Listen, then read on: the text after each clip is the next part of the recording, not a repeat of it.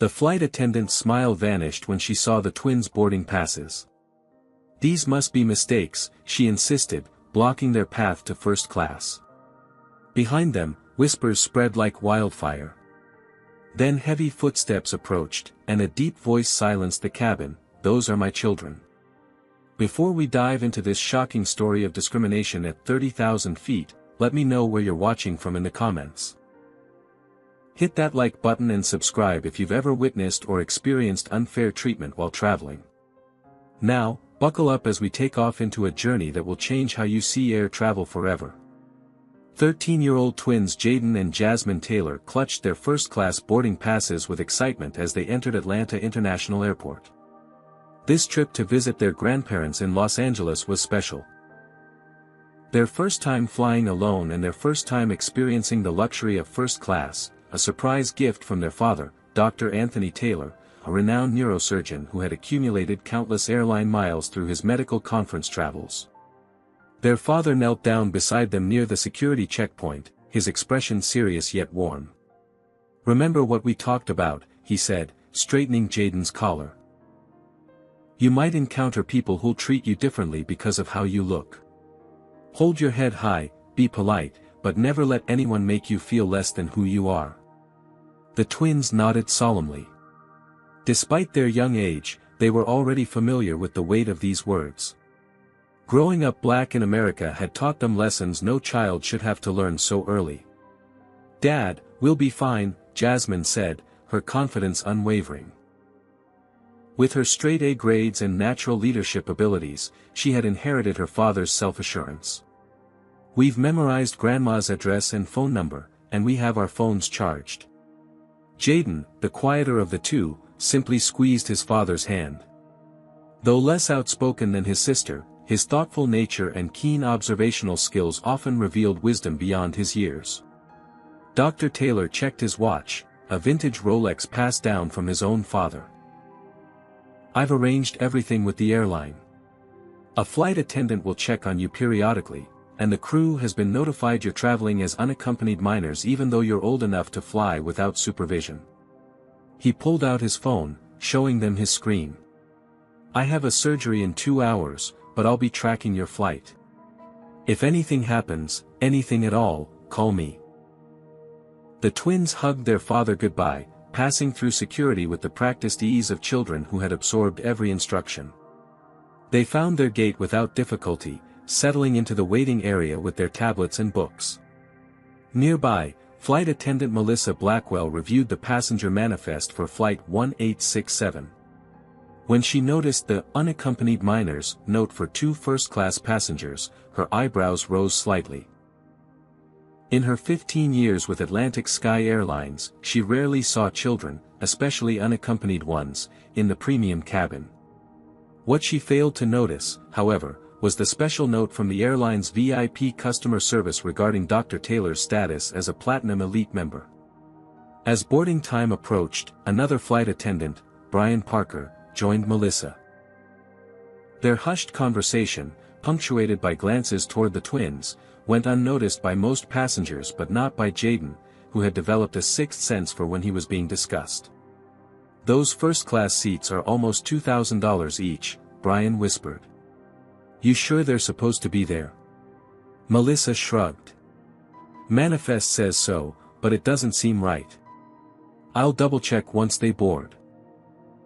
When boarding began for first-class passengers, Jaden and Jasmine gathered their belongings and approached the gate with their boarding passes displayed on their phones, a detail that further raised Melissa's suspicions, as she expected printed passes for minors.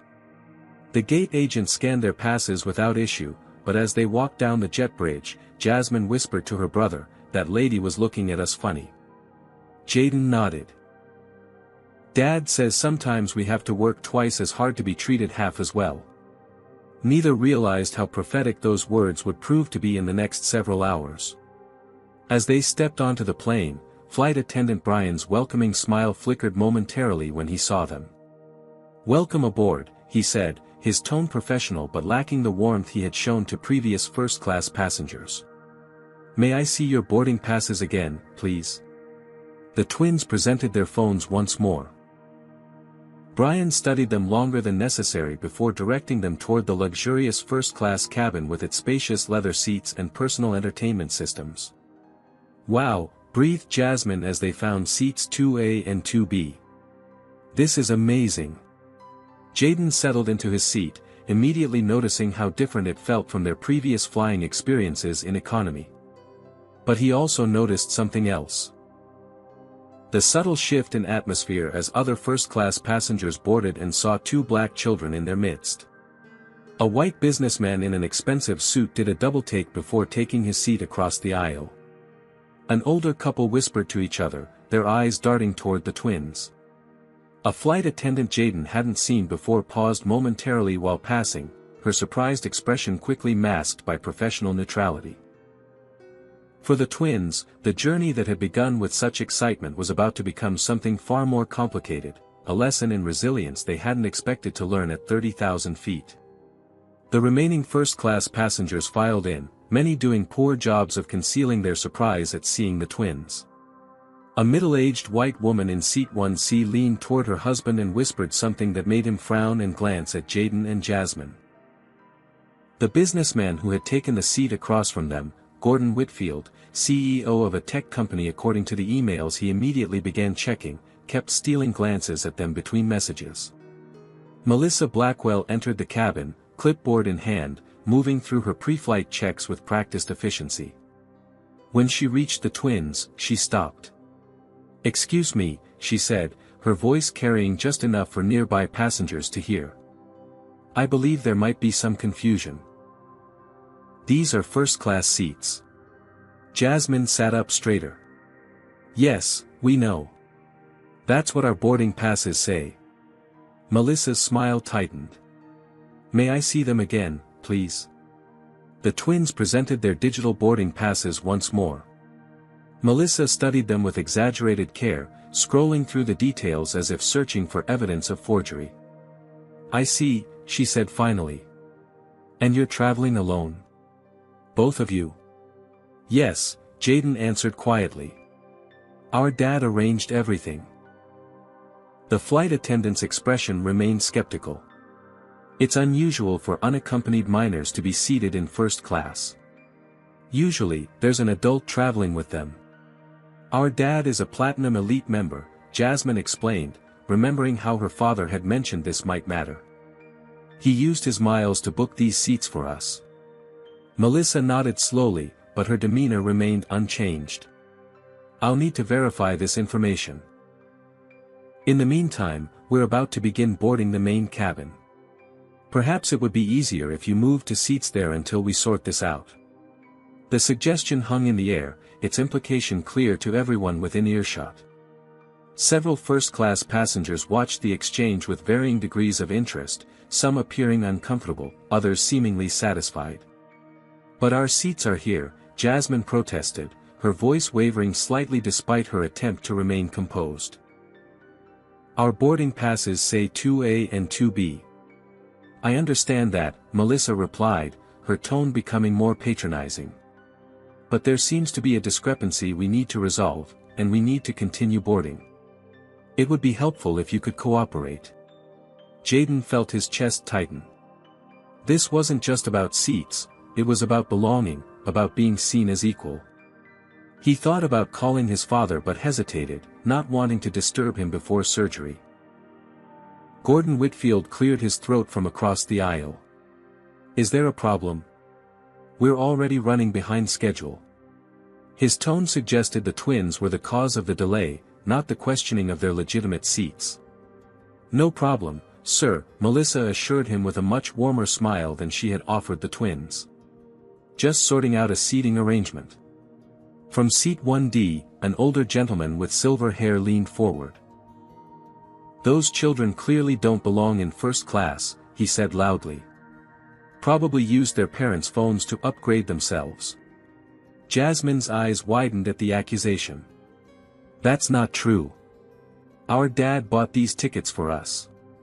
The tension in the cabin escalated as Brian appeared at Melissa's side. "Everything okay here?" "These children claim to have first-class tickets," Melissa explained, emphasizing "claim" in a way that cast doubt. I'm trying to verify their status, but they're being uncooperative. We're not being uncooperative, Jasmine insisted, her voice rising with frustration. We're just sitting in the seats assigned to us. An uncomfortable murmur spread through the first-class cabin as more passengers became invested in the drama unfolding. The twins felt increasingly isolated, surrounded by skeptical adults questioning their right to be there. From the back of the first-class cabin, a new voice entered the conversation. "Excuse me." A black woman in a crisp business suit stood from seat 4F. "I couldn't help overhearing. Is there an actual policy against unaccompanied minors in first class, or is something else happening here?" Melissa turned, visibly startled by the intervention. "This is an airline matter, ma'am. We're handling it." "It seems like you're handling it by suggesting these children don't belong in the seats they've paid for," the woman replied evenly. She approached, extending her hand to the twins. "My name is Destiny Washington. I'm an attorney specializing in civil rights cases." The atmosphere in the cabin shifted perceptibly. Several passengers who had been watching with judgment now found their magazines suddenly fascinating. Melissa's professional demeanor faltered momentarily. "Ms. Washington, I'm simply following protocol for unaccompanied minors." "Is that protocol written somewhere?" Destiny asked. "Because I fly this airline frequently, and I've never heard of restrictions on where unaccompanied minors can be seated if they have valid tickets." Brian stepped forward, attempting to de-escalate. "Perhaps we should continue this conversation more privately. The rest of the passengers need to board." "These children have legitimate tickets for these seats," Destiny stated firmly. "Unless you can cite a specific policy they're violating, they should remain exactly where they are." The standoff continued, with the flight attendants unwilling to back down completely but also increasingly aware of the optics of the situation. Jaden and Jasmine sat rigid in their seats, feeling the weight of dozens of eyes upon them. As the confrontation escalated, neither the crew nor the passengers realized that this incident would soon spiral far beyond the confines of Flight 1867, reaching all the way to the highest levels of Atlantic Sky Airlines, and the court of public opinion. The standoff between Destiny Washington and the flight attendants had reached an impasse when Captain Samuel Harrington's voice crackled over the intercom, informing the crew that they needed to complete boarding immediately or risk losing their departure slot. Melissa's jaw tightened. "We'll address this after takeoff," she told the twins, before turning to Brian. "Continue boarding." As economy passengers began streaming into the plane, Jaden and Jasmine remained in their assigned first-class seats, but the atmosphere around them had turned hostile. The businessman, Gordon Whitfield, made a show of securing his expensive watch and laptop, as if concerned they might be stolen. The couple in row 1 whispered while glancing back repeatedly. Destiny Washington had returned to her seat but kept a watchful eye on the situation. She had discreetly started recording audio on her phone, a habit developed through years of documenting potential civil rights violations. Once boarding completed, Brian approached the twins again, this time with a different tactic. "I understand you believe these are your correct seats," he began, emphasizing "believe" in a way that questioned their comprehension. "But first class has certain standards and expectations. The fine dining service includes alcohol service nearby, and there are business travelers who need to work without distraction." Jasmine, always quick to respond, narrowed her eyes. "We know how to behave in public. We've been to fancy restaurants with our dad." "It's not about behavior," Brian replied, though his tone suggested otherwise. "It's about ensuring all our passengers have the experience they paid for." The implication was clear. The presence of 2 black children was somehow diminishing the first-class experience for other passengers. Jaden felt a burning sensation behind his eyes but fought back tears, remembering his father's words about holding his head high. "Perhaps," Brian continued, lowering his voice conspiratorially, "you'd be more comfortable in the main cabin? There might be other kids your age there. First class can be quite boring for children." Before either twin could respond, a voice from 2 rows behind them cut in. I'm finding the blatant discrimination far more disruptive than these well-behaved children. All heads turned to a middle-aged South Asian man who hadn't spoken until now. Dr. Rajesh Patel, a distinguished-looking man with salt and pepper hair and wire-rimmed glasses, fixed the flight attendant with a steady gaze. I've been flying first class on this airline for 20 years, he continued, and I've seen plenty of white children seated here without question. The difference in treatment is obvious to everyone. Brian's face flushed. Sir, this isn't about, it's exactly about that, Dr. Patel interrupted. And I'll be reporting this incident to airline management and my corporate travel department, which books hundreds of first-class tickets annually. The intervention created a moment of awkward silence, but it didn't end the ordeal. As the plane began taxiing, Melissa returned with pre-flight drinks for the first-class passengers. She served everyone systematically, row by row, until she reached Jaden and Jasmine. Apple juice or water, she asked curtly, without offering the broader selection of beverages she had presented to others. Could I have cranberry juice, please? Jasmine asked politely, having seen it offered to other passengers. Melissa's smile didn't reach her eyes. We reserved the premium beverages for adult passengers. Apple juice or water? From across the aisle, Gordon Whitfield snickered audibly. The humiliation burned through Jaden, who had been taught by his father to always maintain dignity even when others tried to strip it away. Water, please, he said quietly, nudging his sister to accept the same.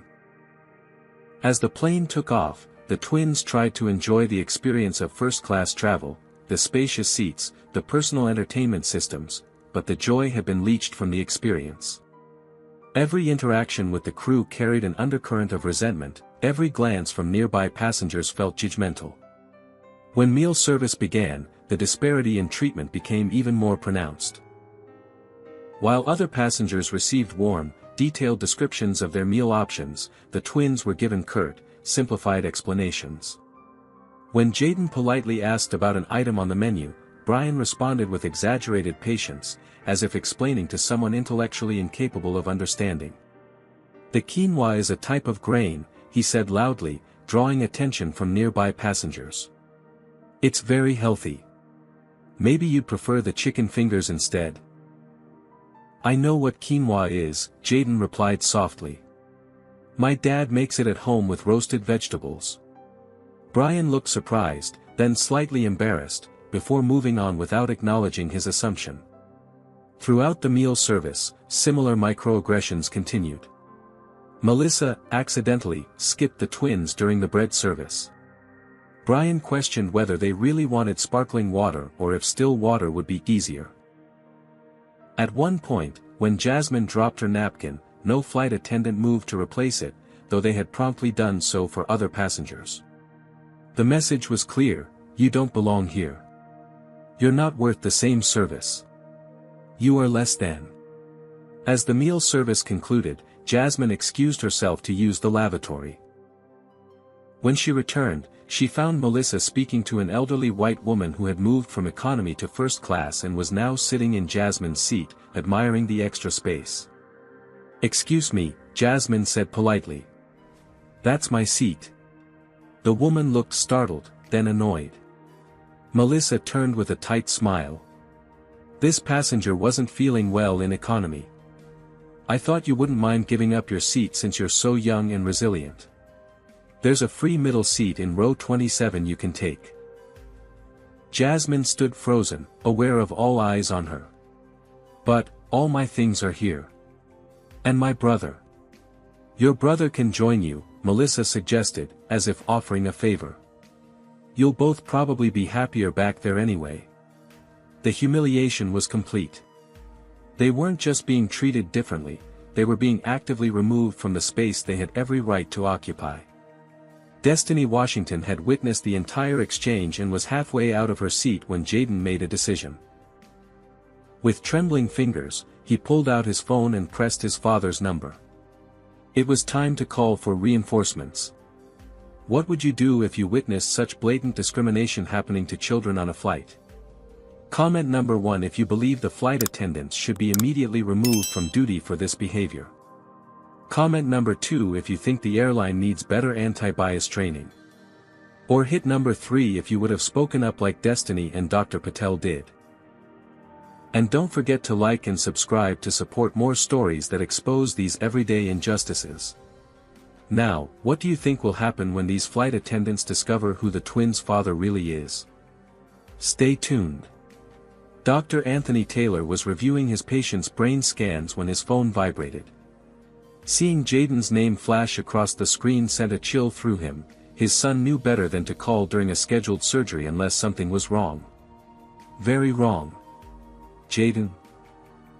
What's happening? He answered, stepping away from the medical team. His son's voice came through, uncharacteristically shaky. Dad, they're trying to make us move to economy. They keep saying we don't belong in first class. The surgeon's grip tightened on his phone as Jaden recounted the events, the questioning of their tickets, the condescending treatment, the attempt to separate the twins by moving them to different parts of the plane. With each detail, Dr. Taylor's expression darkened.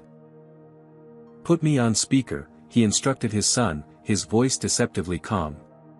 Back on the plane, Jaden hesitantly switched to speakerphone. The cabin had fallen silent, all pretense of disinterest abandoned as passengers openly watched the drama unfold. This is Dr. Anthony Taylor, the voice from the phone announced, the authority in his tone immediately commanding attention. Who am I speaking with? Melissa stepped forward, professional smile firmly in place. This is Senior Flight Attendant Melissa Blackwell, Dr. Taylor. There seems to be some confusion with your children's seating arrangement. There's no confusion, Ms. Blackwell, Dr. Taylor replied, his words precise and measured. My children have confirmed first-class tickets for seats 2A and 2B, purchased with my Platinum Elite miles. They are to remain in those seats for the duration of the flight. Melissa's smile faltered. Dr. Taylor, we have protocols for unaccompanied minors, which do not preclude them from sitting in first class, he interrupted. I've reviewed your airline's policies extensively. Perhaps you should do the same. The cabin remained silent as passengers absorbed the shift in power dynamics. Gordon Whitfield suddenly became intensely interested in his laptop. The elderly couple who had been whispering stopped mid-sentence. Furthermore, Dr. Taylor continued, I've been on the phone with your airline's customer service throughout this conversation. They've confirmed there is absolutely no policy preventing unaccompanied minors from sitting in their assigned first-class seats. Brian, who had been hovering nearby, stepped forward. Dr. Taylor, we were only trying to ensure your children's comfort, by humiliating them? By suggesting they don't belong in seats I purchased? By treating them differently than every other passenger in that cabin? Each question landed like a precise incision. Let me be perfectly clear, any further attempt to move my children from their assigned seats will result in immediate legal action against both you personally and Atlantic Sky Airlines for discrimination. The atmosphere in the cabin had transformed completely. Passengers who had previously watched with judgment or amusement now appeared uncomfortable, suddenly aware they were witnessing, and tacitly enabling, discrimination against children. Now, Dr. Taylor said, his voice slightly softer but no less authoritative, I'd like to speak with the captain. Melissa and Brian exchanged alarmed glances. The captain is flying the aircraft, sir, Melissa explained. He can't come to the phone. Then relay this message. I expect my children to receive the same service, courtesy, and respect as every other first-class passenger for the remainder of this flight. I expect a formal apology from both of you before landing. And I expect the captain to file an incident report documenting this situation. He paused, letting his words sink in. I'm currently standing in a hospital where I'm about to perform life-saving surgery, but make no mistake, I am fully capable of addressing this situation while doing so. My assistant is already documenting every detail my son has shared, and Atlantic Sky's executive customer relations team has been notified. The twins sat straighter in their seats, a mixture of relief and vindication washing over them as their father advocated for them from 2,000 miles away. Jasmine, Jaden, Dr. Taylor addressed his children directly, you have every right to be exactly where you are. Don't let anyone tell you otherwise." The love and fierce protection in his voice carried clearly through the speaker. "I need to go perform this surgery now, but text me if anything else happens. Anything at all." After the call ended, the first-class cabin remained unnaturally quiet. Melissa and Brian retreated to the galley for a hushed, intense conversation. When they emerged, their demeanor had changed completely. "Ms. Washington," Brian approached Destiny first, "we want to thank you for bringing this situation to our attention. There appears to have been a misunderstanding." Destiny raised an eyebrow, unimpressed by the non-apology. "A misunderstanding? Or unconscious bias?" Melissa stepped forward. "We'd like to apologize to Jaden and Jasmine," she said, loud enough for the entire cabin to hear. "Your first-class accommodations are confirmed, and we're sorry for any confusion." The twins accepted the apology with gracious nods, exactly as their father had taught them, always take the high road, even when others don't deserve it.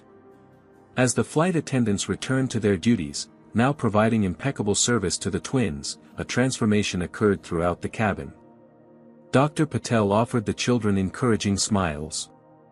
A young white woman in row 3 whispered, "Good for you," as she passed them on her way to the lavatory. Even Gordon Whitfield seemed chastened, avoiding eye contact entirely. For the next hour, the flight continued without incident. The twins were treated with exaggerated courtesy, offered premium snacks, given extra pillows, and checked on frequently. But the damage had been done, the joy of their first-class experience had been irreparably tarnished. What had begun as excitement had become a painful lesson in how the world sometimes viewed them. Not as children deserving of respect and kindness, but as interlopers in a space where they supposedly didn't belong. As they flew over the Midwest, neither Jaden nor Jasmine could have anticipated how this flight would change not just their day, but the policies of an entire airline and the awareness of thousands of people when the story eventually broke. Because unbeknownst to everyone aboard Flight 1867, Destiny Washington wasn't just any civil rights attorney. She was a partner at one of the nation's most prominent law firms specializing in discrimination cases, with a popular social media presence and connections throughout the media world. And she had been recording everything. Has something like this ever happened to you while traveling? Comment number 1 if you've experienced or witnessed discrimination on public transportation.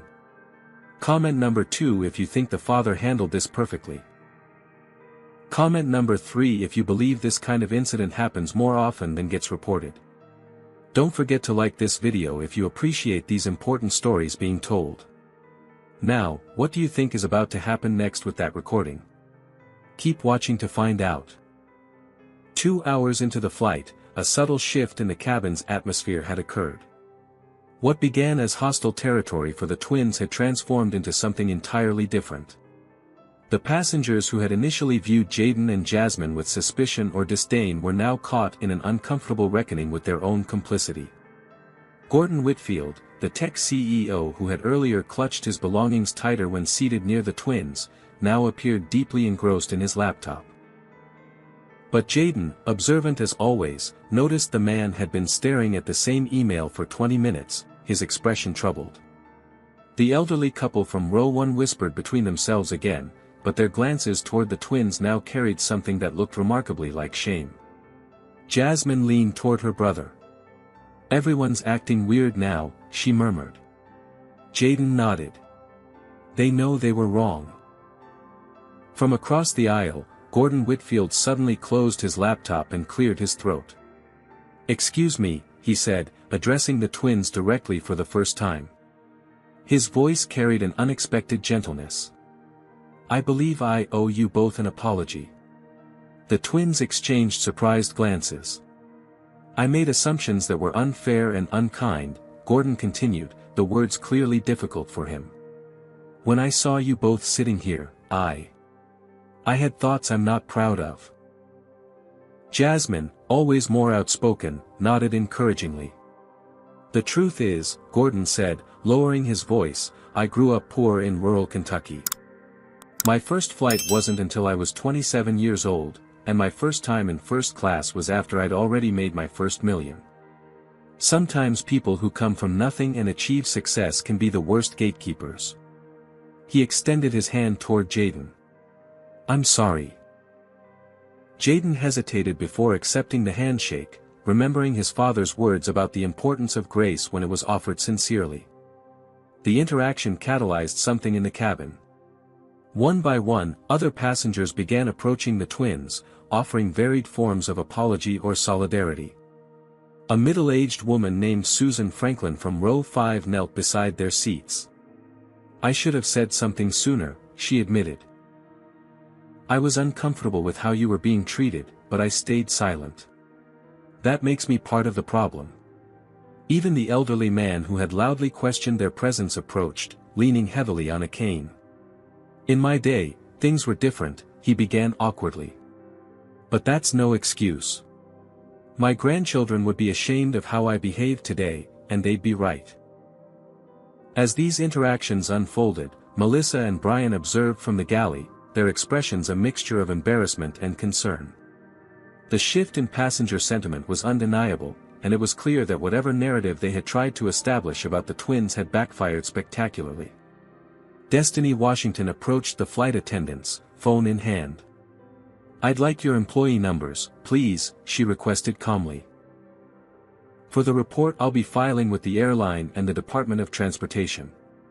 Brian blanched. Ms. Washington, we've apologized. We acknowledged the misunderstanding. Calling racism a misunderstanding doesn't make it any less harmful, Destiny replied. Those children deserved better. Every black passenger on every flight deserves better. As this conversation took place, the cabin experienced unexpected turbulence.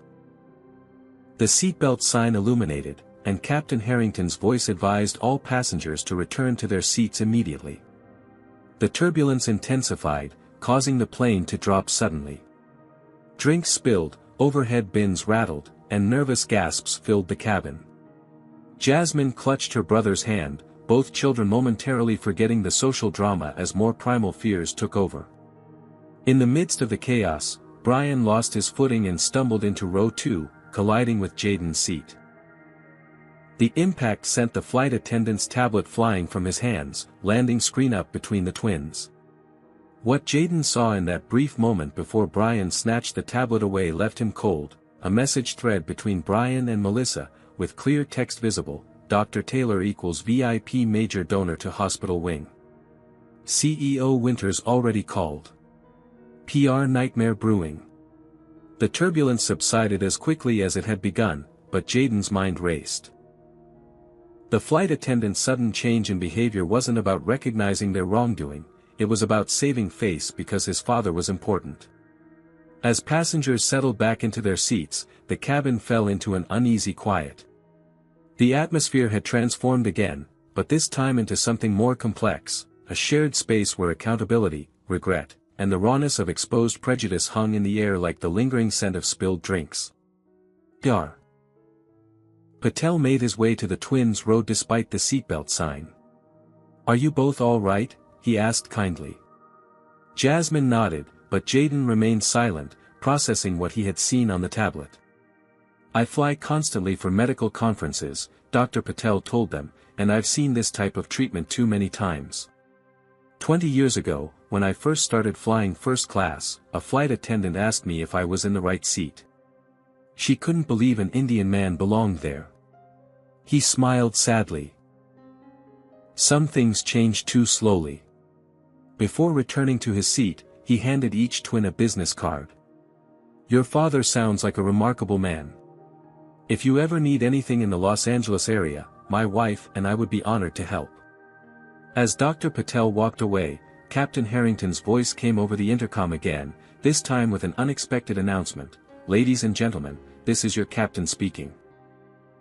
We've been made aware of an unfortunate situation that occurred during boarding and the early part of our flight. I want to personally assure you that Atlantic Sky Airlines does not condone discrimination of any kind. I'll be meeting with all involved parties upon landing to ensure this incident is properly addressed. Thank you for your understanding. The announcement sent ripples of reaction through the cabin. Some passengers nodded approvingly, others looked uncomfortable. Melissa and Brian, standing rigidly in the galley, appeared mortified. Destiny Washington, who had been typing rapidly on her phone throughout these developments, looked up with satisfaction. Justice doesn't always arrive on schedule, she said to no one in particular, but it does arrive. As the flight continued westward, the twins found themselves at the center of an impromptu community of support. Passengers who had ignored or judged them hours earlier now made efforts to engage them in conversation, asking about their interests and offering recommendations for their stay in Los Angeles. For Jaden and Jasmine, it was a bittersweet lesson in human complexity, how quickly prejudice could surface, how reluctantly it retreated, and how differently they would be treated once people knew their father was someone important. What none of them realized was that the real storm would hit after landing, when Destiny Washington's recordings and first-hand account would transform a private injustice into a very public reckoning, one that would reach far beyond Flight 1867 to touch millions. As Flight 1867 began its descent into Los Angeles, the cabin atmosphere had transformed entirely from the tense, hostile environment of earlier hours. The twins were now receiving almost excessive attention from both passengers and crew, with Melissa and Brian making theatrical displays of checking their comfort and offering premium services they had initially withheld.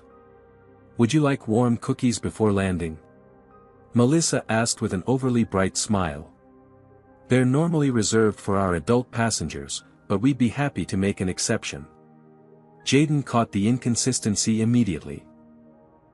"I thought you said earlier that premium services were only for adults," he pointed out quietly. Melissa's smile faltered. "Did I? I must have misspoken." From across the aisle, Gordon Whitfield couldn't suppress a snort of laughter, which he quickly disguised as a cough when Melissa glared in his direction. Meanwhile, Jasmine had been texting their father updates. Dr. Taylor had successfully completed his surgery and was now fully focused on his children's situation. His latest message caused Jasmine's eyes to widen. "Jaden," she whispered, showing him the screen. "Dad's going to be waiting when we land." "But his surgery was in Atlanta," Jaden replied, confused. "How could he? He says he chartered a private jet," Jasmine explained, her voice a mixture of awe and vindication. "He'll beat us to LAX by 30 minutes. The news spread quickly through the first-class cabin as passengers overheard the twins' conversation. The revelation that Dr. Taylor had chartered a private jet to meet his children added another layer to the unfolding drama, elevating him from concerned father to a figure of substantial means and influence. Brian, who had been avoiding the twins since the tablet incident, visibly paled when he overheard this development. He retreated to the galley where Melissa was preparing for landing, and their urgent whispers suggested mounting concern. As the plane touched down at LAX, the usual rush to disembark was tempered by a sense of anticipation. Many passengers, particularly those in first class who had witnessed the entire saga, seemed reluctant to leave before seeing the resolution. "Ladies and gentlemen," Captain Harrington announced as they taxied to the gate, "as a reminder, we ask that you remain seated until the seatbelt sign is turned off. Also, I've been informed that customer service representatives will be meeting this flight to address concerns raised during our journey today." Destiny Washington, who had been quietly documenting everything, closed her portfolio with an air of finality. "The truth always has a way of coming to light," she remarked to Dr. Patel, who nodded in solemn agreement. When the seatbelt sign finally turned off, Melissa approached the twins with forced cheerfulness. "As unaccompanied minors, we'll escort you off the aircraft first to meet your grandparents," she explained, the model of professionalism now that she knew Dr. Taylor would be waiting. "Actually," Jasmine replied with unmistakable satisfaction, "our dad is meeting us at the gate." Melissa's expression flickered. "Your father? I thought he was in Atlanta." "He was," Jaden confirmed, unable to keep a note of pride from his voice. "He chartered a private jet after our call." The significance of this statement wasn't lost on anyone within earshot. A father who could spontaneously charter a private jet to address his children's mistreatment was not someone to be taken lightly. As the twins gathered their belongings, Captain Harrington emerged from the cockpit, his silver-streaked hair and commanding presence drawing all eyes. Instead of exiting as captains typically did, he walked directly to row 2. "Jaden and Jasmine Taylor?" he asked, his voice kind but serious. The twins nodded, suddenly nervous. "I want to personally apologize for your experience today," the captain said, loud enough for everyone to hear. "What happened on my aircraft was unacceptable and does not reflect the values of Atlantic Sky Airlines or my crew. I've already spoken with your father by phone, and I'll be joining you at the gate to address this formally." The captain's public acknowledgement sent a clear message to everyone aboard. The airline was taking this incident seriously. Very seriously. As the twins were escorted down the jetway, they found themselves at the center of an unusual procession. Behind them followed Captain Harrington, then Melissa and Brian, looking increasingly uncomfortable, Destiny Washington, still recording discreetly, Dr. Patel, and several other first-class passengers who seemed determined to witness the conclusion of this story. Standing at the gate, impeccably dressed in surgical scrubs that contrasted sharply with his designer watch and shoes, was Dr. Anthony Taylor. Despite having just performed brain surgery and flown across the country, he appeared alert and focused, his tall frame and authoritative presence drawing attention from everyone in the vicinity. When he saw his children, his serious expression melted into relief and love. The twins broke into a run, crashing into their father's embrace with the abandonment of children who, despite their maturity in handling the flight's challenges, were still kids who had endured a difficult day. "Dad," Jasmine whispered against his chest. "You actually came." "Of course I came," Dr. Taylor replied, holding them tight. "I will always come for you." After a moment, he straightened, his expression shifting as he looked beyond his children to the approaching airline staff.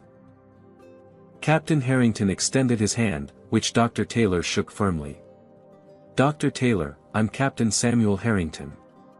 We spoke by phone. I want to reiterate my personal apology for what occurred on my aircraft today."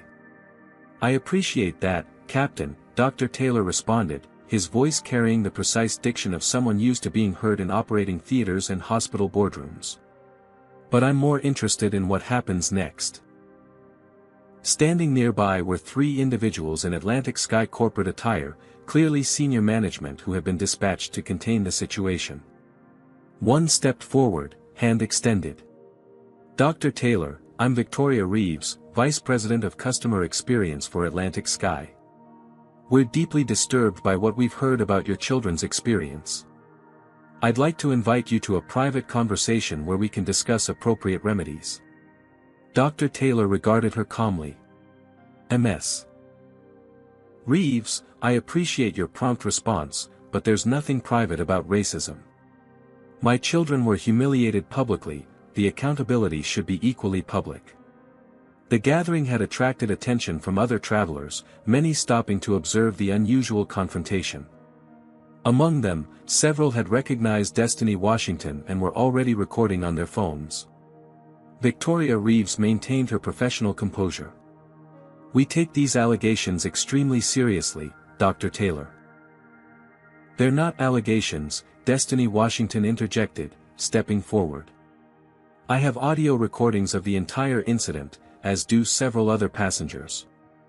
What these children experienced wasn't a misunderstanding, it was textbook discrimination." Victoria's expression tightened almost imperceptibly. "Ms. Washington, I understand you're an attorney. Perhaps you could join our discussion as Dr. Taylor's representative?" "I'm not representing Dr. Taylor officially," Destiny clarified. "I'm here as a witness to injustice and as someone who believes in accountability." Meanwhile, Gordon Whitfield had been watching from a slight distance. Making a decision, he approached the group. "I was seated across from these children," he stated clearly. "I witnessed everything, including my own initial prejudice, which I'm not proud of. These kids were treated differently from the moment they stepped on the plane, and there was only one obvious reason why. Other passengers began joining the circle, adding their accounts.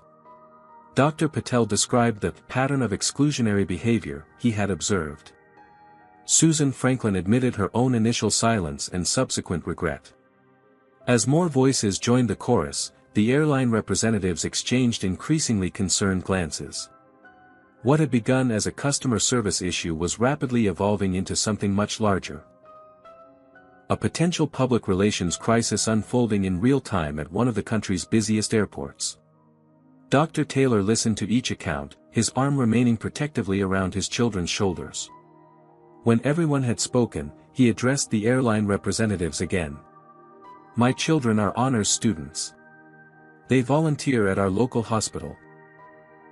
They're polite, responsible, and more mature than many adults I know," he said, his voice carrying the weight of both personal pain and professional authority. "But none of that should matter. They deserved respect simply because they're human beings who had valid tickets for those seats." He looked down at his children, then back at the Atlantic Sky representatives. "This isn't about first-class cookies or extra legroom. It's about the message sent to my 13-year-old children. That no matter their achievements, their father's position, or their paid tickets, some spaces still aren't meant for them." The impact of his words rippled through the gathering crowd. Several onlookers nodded in agreement, some recorded the exchange on their phones, others simply watched with solemn attention. Victoria Reeves, recognizing the escalating situation, made a rapid assessment. "Dr. Taylor, you're absolutely right. This isn't a matter for private discussion. It's a systemic issue that requires a systemic response." She turned to address Melissa and Brian directly. "Both of you are suspended pending a full investigation." The flight attendants, who had been standing silently throughout the exchange, appeared shocked by this public disciplinary action. "That's just the beginning," Victoria continued, turning back to Dr. Taylor. "I'd like to invite you and your children to meet with our CEO tomorrow. Not to sweep this under the rug, but to ensure your experience drives meaningful change in our training, policies, and culture." As she spoke, no one noticed Destiny Washington quietly sending the audio recordings and a detailed account to her substantial social media following and select media contacts. By morning, the story of Flight 1867 would be trending nationwide, forcing a conversation far beyond one airline or one incident. A conversation about the spaces where discrimination persisted and the courage required to confront it. Dawn had barely broken over Los Angeles when Jaden's phone began buzzing incessantly with notifications. Groggy from jet lag and emotional exhaustion, he reached for the device and blinked in confusion at what he saw: hundreds of message notifications, social media alerts, and news updates, all featuring variations of the same headline. Surgeon's children racially profiled on Atlantic Sky flight, airline under fire after black twins denied first-class service, civil rights attorney captures airline discrimination against unaccompanied minors. Across the room in their grandparents' guest bedroom, Jasmine's phone was similarly erupting with activity. She sat up, wide-eyed, scrolling through the cascade of messages. "Jaden," she whispered urgently. "We're trending." The twins hurriedly dressed and found their grandparents and father in the kitchen, all three adults huddled around a laptop displaying a morning news program. On screen, Destiny Washington was being interviewed remotely, her poised demeanor and articulate responses explaining how what should have been a routine flight had exposed persistent biases in everyday American life. "The issue isn't just that these children were treated differently," Destiny was saying. "It's that the flight attendants felt empowered to act on their biases, and many passengers silently endorsed it until they realized who these children's father was." The camera cut to the news anchor.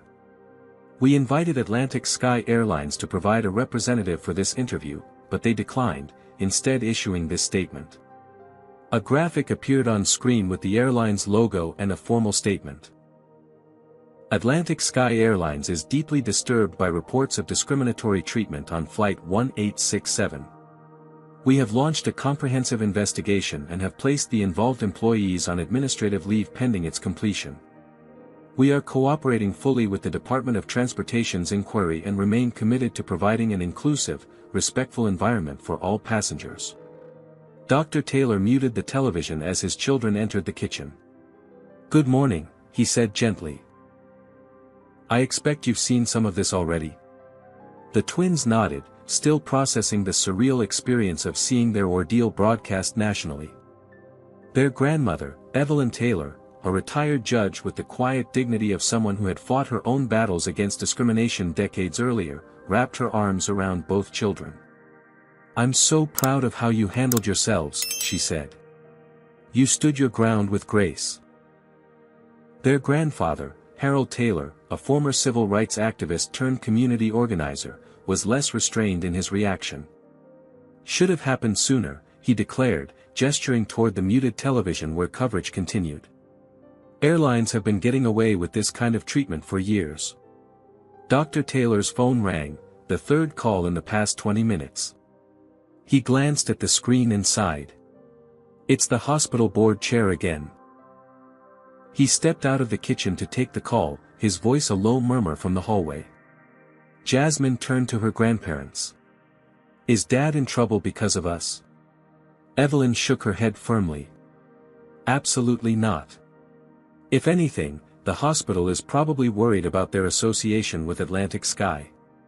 Your father sits on several boards that control millions in corporate travel budgets." When Dr. Taylor returned, his expression was difficult to read. "That was Elizabeth Morehouse, the hospital board chair," he explained. "The hospital is terminating its corporate travel contract with Atlantic Sky, effective immediately. Several other organizations where I serve as a director are considering similar actions." The twins exchanged glances, beginning to understand the ripple effects of their experience. "There's more," their father continued. "The CEO of Atlantic Sky called personally. He's flying in from Chicago today and has requested a meeting with all three of us this afternoon." "Do we have to go?" Jaden asked quietly, the thought of reliving yesterday's humiliation before strangers unappealing. Dr. Taylor placed a hand on his son's shoulder. "That's entirely your decision. Both of you have already shown more courage than most adults I know. If you'd prefer to stay here with your grandparents, I'll represent your interests faithfully." Before either twin could respond, Jasmine's phone chimed with a video call. The caller ID showed it was their mother, Dr. Kimberly Taylor, a pediatric surgeon currently on a Doctors Without Borders mission in Sudan. Jasmine answered quickly, turning the screen so everyone could see. Despite the poor connection, Dr. Kimberly Taylor's concern was evident. "My babies," she began, her voice catching. "I just saw the news. Are you both all right?" The twins nodded, both suddenly fighting tears now that their mother's familiar face had appeared. "We're okay, Mom," Jasmine assured her. "Dad flew out to meet us." "I know he did," Dr. Kimberly replied, her expression softening with love and pride. "Your father would move mountains for you." Her connection wavered momentarily before stabilizing. "Listen to me, both of you. What happened to you was wrong, but how you respond to it matters. This is bigger than one flight or one airline now." "What do you mean?" Jaden asked. "People are watching," their mother explained. "Other children who've experienced similar treatment but didn't have recordings or famous parents or the support you have. You have a platform now, a chance to create change." The twins absorbed their mother's words, the weight of responsibility settling alongside the lingering hurt. "We want to meet with the CEO," Jasmine decided, looking to her brother for confirmation. Jaden nodded in agreement. "That's my brave girl," Dr. Kimberly smiled. "I have to go now, we have patients arriving.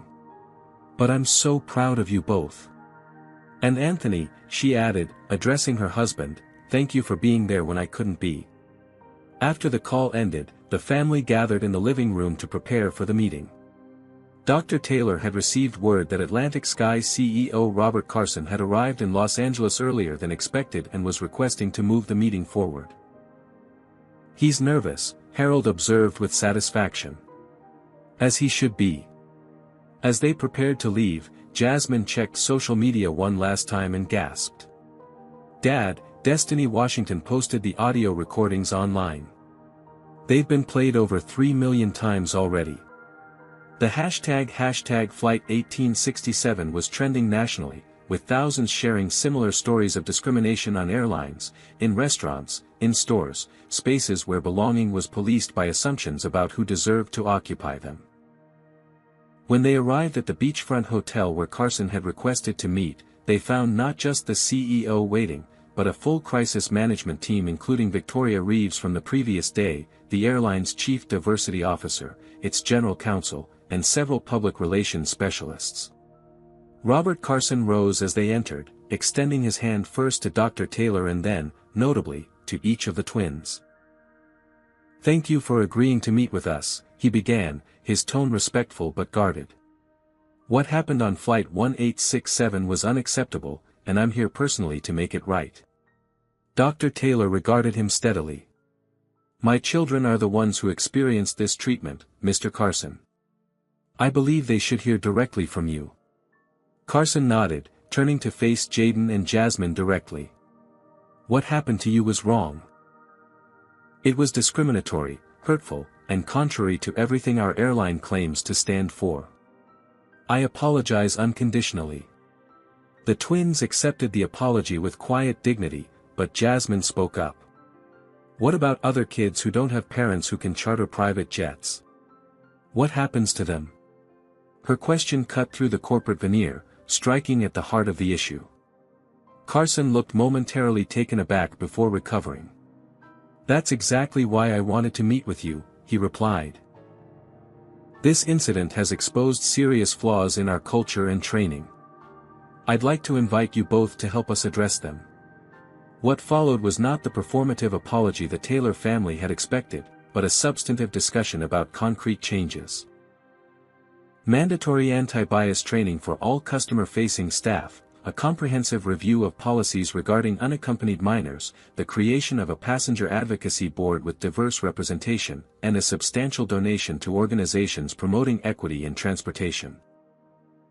Most surprisingly, Carson offered the twins the opportunity to participate in the redesign of the airline's training programs, sharing their experience directly with employees to humanize the impact of discriminatory treatment.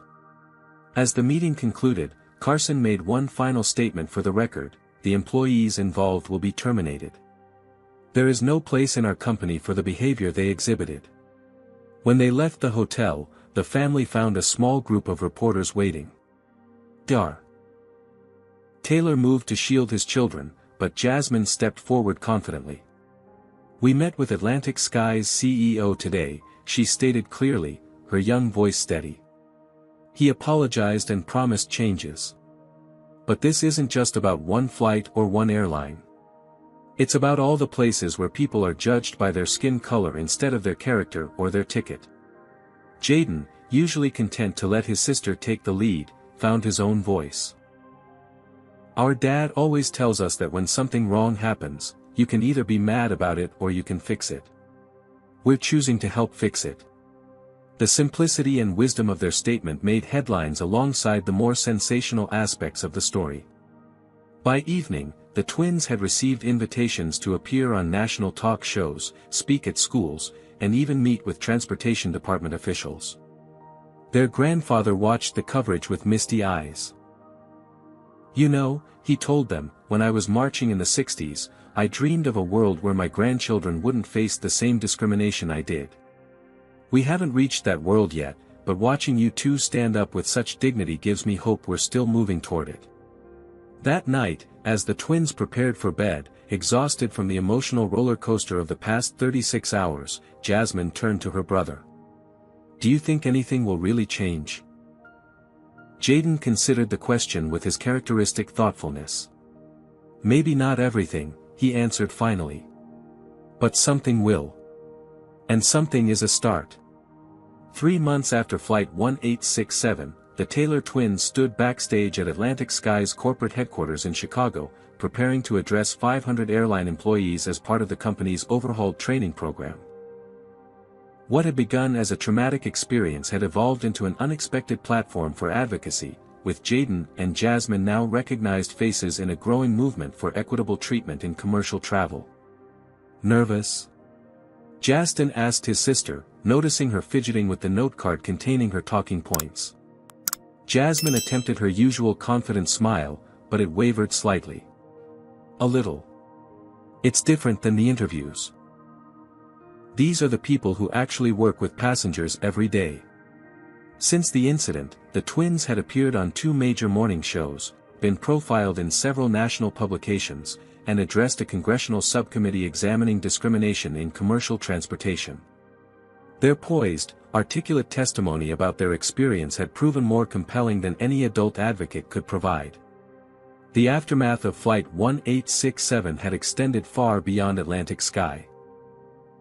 3 other major airlines had proactively announced reviews of their own training and policies.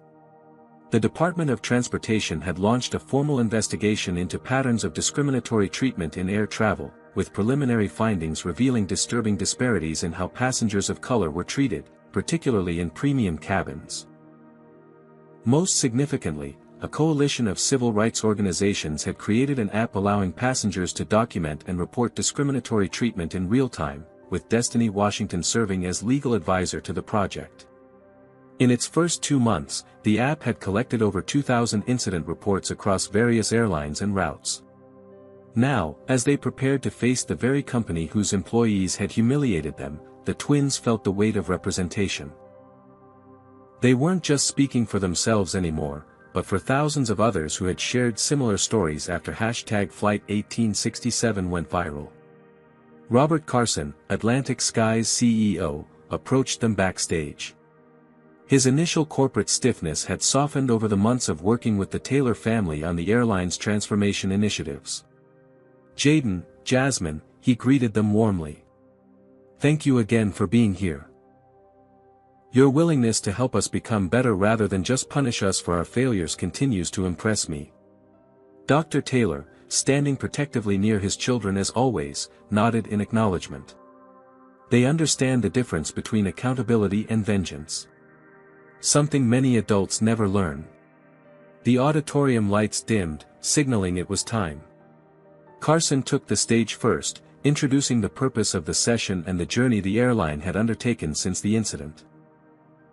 Then, with a gesture both formal and respectful, he invited the twins to join him.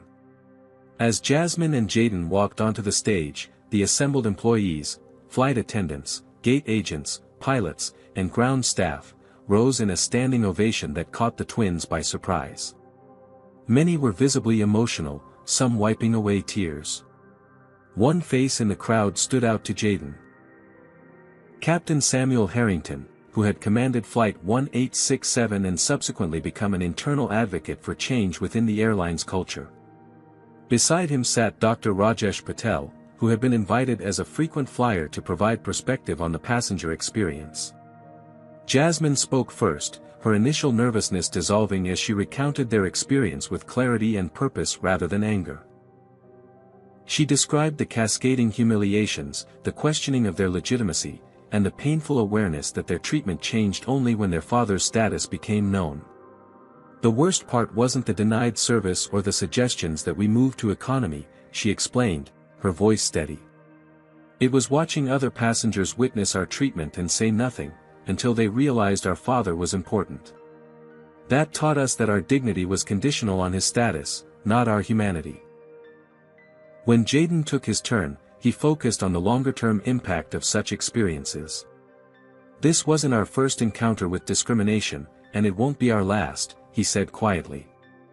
But each time it happens, it forces us to question whether spaces that should be open to everyone really are. No child should have to wonder if they belong somewhere their ticket says they do. The presentation transitioned into a moderated discussion, with employees asking questions and sharing their own reflections. One flight attendant, a black woman with 20 years of experience, spoke about the times she had witnessed similar treatment of passengers of color but felt powerless to intervene. How do we support our colleagues in doing better when we see these moments happening? She asked. Jasmine considered the question. Our dad always tells us that silence is a choice. When you see something wrong happening, saying that's not okay might feel small, but it matters hugely to the person being mistreated. Another employee, a white male gate agent, admitted, "I've probably made assumptions about passengers based on how they look. Not intentionally, but I realize now I've likely done it." How do we catch ourselves in those moments? Dr. Taylor, who had joined the panel midway through, addressed this question. The first step is acknowledging that we all have biases. The human brain creates shortcuts based on patterns. The key is pausing to question those shortcuts. Ask yourself, would I have the same reaction if this person looked different? As the session continued, something remarkable happened. The conversation expanded beyond the specific incident to address the broader culture that enabled it. Employees began sharing their own experiences of witnessing or perpetuating bias, creating a dialogue that felt genuine rather than performative. Carson, who had initially planned to limit the session to 90 minutes, allowed it to continue well beyond the scheduled time as the exchange grew increasingly meaningful. By the time it concluded, many employees approached the twins personally, some offering apologies, others expressing gratitude for the uncomfortable but necessary awakening. Melissa Blackwell and Brian Parker, the flight attendants from Flight 1867, were not present. Both had been terminated after the investigation confirmed multiple instances of discriminatory behavior beyond the twins' experience. However, their actions had inadvertently catalyzed significant changes in an industry long criticized for uneven treatment of passengers. As they left the auditorium, the family was approached by a woman who introduced herself as Tanya Williams, Atlantic Sky's newly appointed Chief Inclusion Officer, a position created in direct response to the incident. "What you've done here today goes beyond addressing one wrong," she told the twins. "You've helped create a foundation for systemic change." Later that evening, as they prepared to fly home to Atlanta, on Atlantic Sky, at the airline's invitation, they were surprised to find Captain Harrington would be piloting their flight. "I requested this route specifically," he explained as he greeted them at the gate. "I wanted you to know that many of us are committed to ensuring what happened 3 months ago never happens again, not just because we're being watched now, but because it's right." The transformation extended to their in-flight experience as well. The cabin crew treated them with the same respectful attention they offered all passengers, not the excessive, compensatory service they had received after their father's intervention on Flight 1867, nor the dismissive treatment that had preceded it. Just the normal, dignified service every passenger deserved. As the plane reached cruising altitude, Jaden gazed out the window at the patchwork landscape below.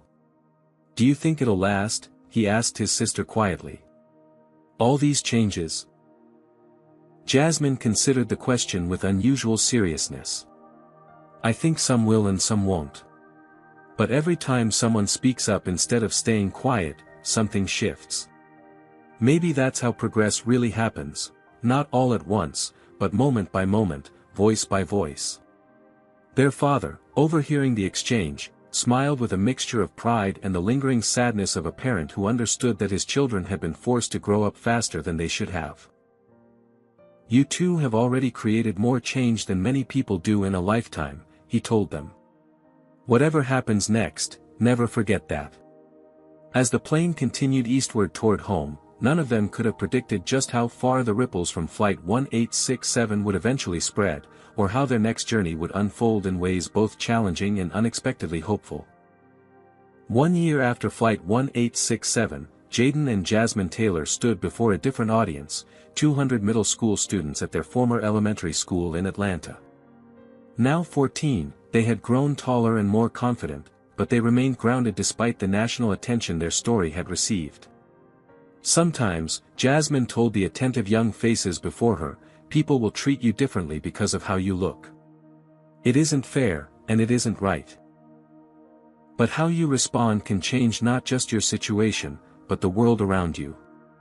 The twins had spent the past year balancing their roles as unexpected civil rights advocates with the normal challenges of adolescence, homework, friendships, extracurricular activities, and their parents' insistence that fame would not exempt them from household chores.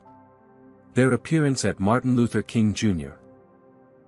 Middle School marked the official launch of Seat at the Table, an educational program they had developed with help from civil rights organizations and education experts. The curriculum used their experience as a starting point to teach students about recognizing discrimination, responding effectively, and becoming advocates for change. As Jaden took his turn at the microphone, he spoke with the quiet confidence that had always been his hallmark. Before what happened on that flight, I sometimes stayed quiet when I saw or experienced unfair treatment. I worried that speaking up would make things worse. He paused, making eye contact with several students. Now I know that silence rarely solves anything. The impact of Flight 1867 had extended far beyond what anyone could have predicted. Atlantic Sky's comprehensive policy overhaul had become a model for the industry, with 3 other major airlines adopting similar approaches. The Department of Transportation had issued new guidelines for airlines regarding equitable treatment, citing the incident as a catalyst. Melissa Blackwell and Brian Parker, the flight attendants whose actions had started it all, had faced different paths after their termination. Brian had disappeared from public view, but Melissa had taken a surprising turn. After months of reflection, she had reached out to the Taylor family through their attorney to offer a genuine apology and ask for forgiveness. What began as a tentative email exchange had evolved into something unexpected. Melissa had become an advocate herself, speaking candidly about confronting her own biases and working with corporate diversity programs to share her experience as a cautionary tale. The incident had transformed Atlantic Sky in measurable ways. Under Tanya Williams' leadership as Chief Inclusion Officer, the airline had implemented comprehensive bias training, revised policies for unaccompanied minors, and established a passenger advocacy board with diverse representation. Customer satisfaction scores among passengers of color had risen significantly, and the airline had received recognition for its turnaround from civil rights organizations that had previously criticized it. Most significantly, the twins' experience had inspired the creation of the Transportation Equity Project, a non-profit organization that collected and analyzed data on discriminatory incidents across all forms of public transportation. The project's quarterly reports were now cited by regulatory agencies and used by companies to benchmark their progress. After their presentation at the middle school, the twins participated in a Q&A session. One student asked a question that caught Jaden off guard: "Are you still angry at those flight attendants?" He considered the question carefully before answering. "I was angry for a long time. Sometimes I still am. But I've learned that holding on to anger doesn't help create change. What matters more is making sure what happened to us doesn't keep happening to others." Another student raised her hand. "Has anything like that happened to you again since then?" Jasmine nodded. "Yes, but less often. And when it does happen now, more people speak up, not just for us, but for others too. That's progress." After the school event, the family returned home to find an envelope from Atlantic Sky in their mail. Inside was a formal invitation. The airline was dedicating its new training center in Chicago, and they wanted to name it the Taylor Center for Inclusive Excellence, in honor of the twins. Dr. Taylor watched his children's reactions as they read the letter. "What do you think?" he asked. "It's your decision whether to accept." The twins exchanged their characteristic glance, the silent communication that often passed between them before important decisions. "I think we should," Jaden said finally. "Not for recognition, but because it keeps the conversation going." Jasmine nodded in agreement. "And it reminds everyone that this isn't just about one incident. It's about creating lasting change." That evening, as the family gathered for dinner, a ritual Dr. Taylor and Dr. Kimberly, home permanently from her overseas assignment, insisted on maintaining despite their busy schedules. They reflected on the journey of the past year. "I'm so proud of how you've handled everything," Dr. Kimberly told her children. "You could have let this experience make you bitter or fearful. Instead, you've turned it into a force for good." Dr. Taylor nodded in agreement. "You've shown remarkable grace under pressure. But remember, you're allowed to just be teenagers too. This doesn't have to define your whole lives." Later that night, as the twins prepared for bed, Jasmine paused in the doorway of her brother's room. "Do you ever wish it hadn't happened?" she asked quietly. That we just had a normal flight that day? Jaden considered the question with his usual thoughtfulness. Sometimes, he admitted.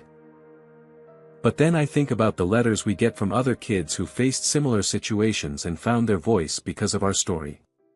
He met his sister's gaze. So maybe it needed to happen, not just for us, but for them too. The next morning brought another reminder of their impact. A local news station reported that a major hotel chain had launched new staff training directly inspired by the seat at the table curriculum. The program specifically addressed how employees should recognize and interrupt bias in customer service interactions. As Jaden watched the report, he realized something profound. What had begun as a painful rejection in one specific space, those first-class seats on Flight 1867, had expanded into something much larger. It had become about all the spaces where people deserved to be treated with dignity, regardless of how they looked or where they came from. 6 months later, the Taylor family stood together at the ribbon-cutting ceremony for the new training center in Chicago. As Dr. Taylor prepared to make remarks on behalf of the family, he asked his children if they wanted to add anything. Jasmine whispered something to her father, who smiled and nodded before approaching the microphone. "My daughter just reminded me of something important," he told the assembled crowd of airline executives, employees, and media. "This building and the training that happens inside it matter, but they're just the beginning. The real test happens in thousands of interactions every day, at gates, on planes, in every space where people meet." He glanced back at his children, his expression filled with love and pride. "My wife and I raised our children to believe that they belong everywhere their hearts, minds, and legitimate tickets take them. Today, we're one step closer to a world where everyone can take that belonging for granted." As the applause rose around them, Jaden and Jasmine stood tall, no longer just children who had experienced discrimination, but architects of a movement that had already begun to create meaningful change. The incident on Flight 1867 would always be part of their story, but it was no longer the defining chapter. Instead, it had become the catalyst for a legacy that would continue long after the headlines faded, touching lives in ways they might never fully know. Have you ever witnessed or experienced discrimination while traveling? How did you respond? Comment below and share your story. If this account of racial injustice moved you, please hit that like button and subscribe to support more content that exposes these painful realities. Share this video with someone who needs to understand the impact of everyday discrimination. Thank you for joining me on this journey of awareness. Your support helps amplify these important voices and creates the change we desperately need in our society. This story reveals several profound truths about racial discrimination in America. First, it demonstrates how spaces of privilege, like first-class cabins, often become battlegrounds where Black Americans must repeatedly prove their legitimacy, regardless of their tickets, qualifications, or achievements. Second, it highlights the power of speaking up. When Destiny Washington and Dr. Patel intervened, they modeled allyship that transcended racial boundaries. Their willingness to use their privilege to protect the vulnerable reminds us that bystanders have tremendous power to interrupt injustice. Third, the story exposes how discrimination often dissolves when status is revealed, showing that the respect denied based on race is suddenly granted when power enters the equation. This conditional respect reveals the hollowness of the discrimination itself. Perhaps most importantly, the twins' journey demonstrates how transforming painful experiences into advocacy can create systemic change. By choosing education over bitterness and accountability over vengeance, Jaden and Jasmine turned a single incident into a movement with lasting impact. The ultimate lesson is that belonging should never be conditional on appearance, wealth, or status. True justice means recognizing the inherent dignity in every person, regardless of how they look or where they sit.